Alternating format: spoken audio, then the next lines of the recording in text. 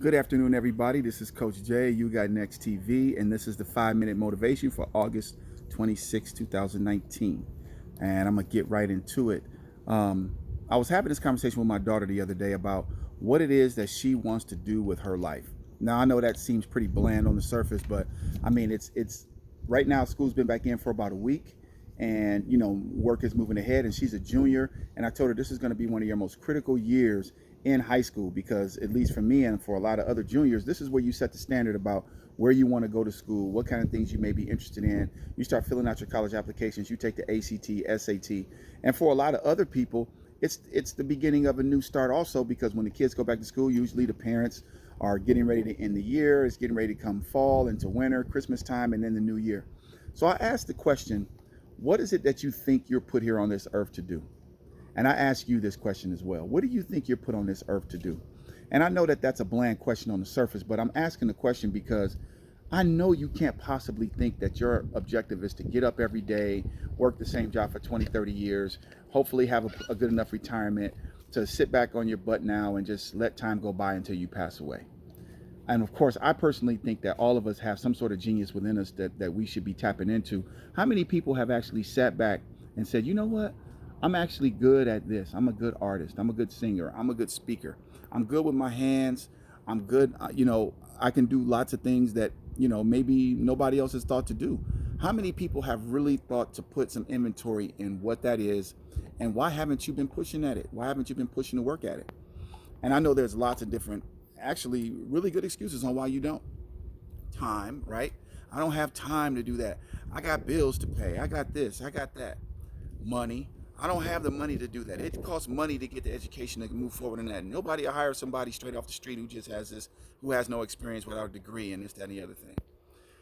Honestly, when you look at what it takes to move forward in the skills that you know you have, even if you think that you're pretty good at something but need a little bit more enhancement, such as an education or certification of some sort, look at how many times you put the own hurdle in your way. Look at how many times you said, I don't have this, I don't have that, I don't have enough time for this, I don't have enough money for that. So and so gets in the way. I got kids, I got a husband, I got a house, I got a house to take care of, I got mouths to feed. Think of all of the times that you put hurdles in your own way. Now in track and field, there's already hurdles there. You already know what those hurdles are. You just have to jump over them successfully in order to finish the race. But I've never known anybody to be able to say, let me put hurdles in my own way to make this journey harder. I've never heard of that before. And we do that so often, so much we do that. And it's insane because I think that if you were to take inventory of what you know your skills are, and you put your best foot forward, and you say, you know what, I'm going to dedicate a little bit of time to myself because I'm giving this job at least 40 hours a week. Now, granted, you're compensated for that time, but how much more would you be compensated if you put some inventory in yourself, if you put some progression in yourself? And I say that because I know the students are back in school. And right now, like I said earlier, my daughter's a junior and she's moving forward. She's got one more year after this year. And I want her to start thinking about what she's going to be doing when she gets to college, if she decides to go to college. Now, a lot of parents say, well, no, you're going to college. You're going to college. Well, granted, I have a college degree. My wife has a master's degree. And there's no guarantee you're going to work in what you have your master's or bachelor's in the first place. I think it's more viable to take what it is you know you're good at and hone those skills, because that could be potentially what you put on this earth to do.